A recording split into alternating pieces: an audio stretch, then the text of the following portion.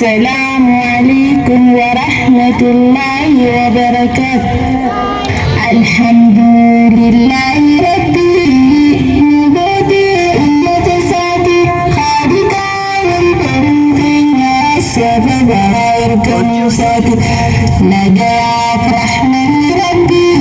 hajratul amir qatai fi dalam nafas qiyamati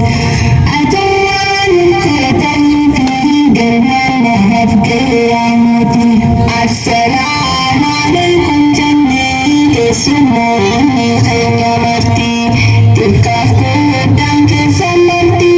yang maskan dirang dilanti tagala kaya diftani warga dini rapiti khanasi wadikanani sababa dunia miti khanasi wadikanani sababa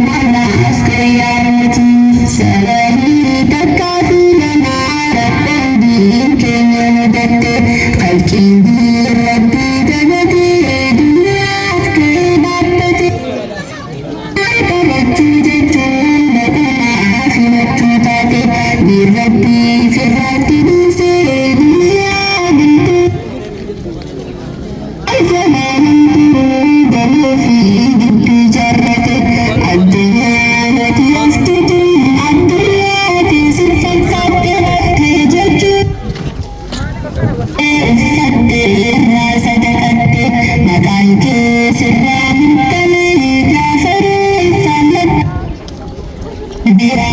abbatti toluu namaa fi makiinaa jeeti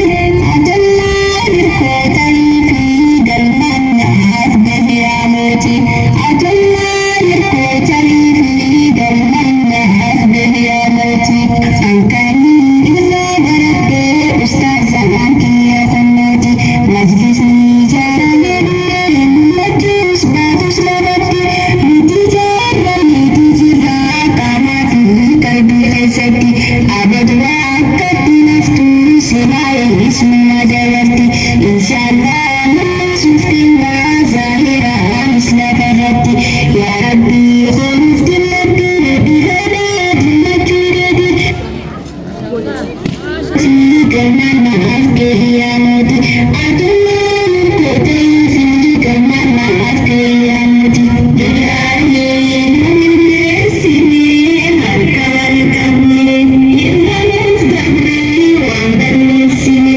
yaa ummata koo isin jaalanne shebbafne wajjin nama dhaabbanne salaam salaam taajannee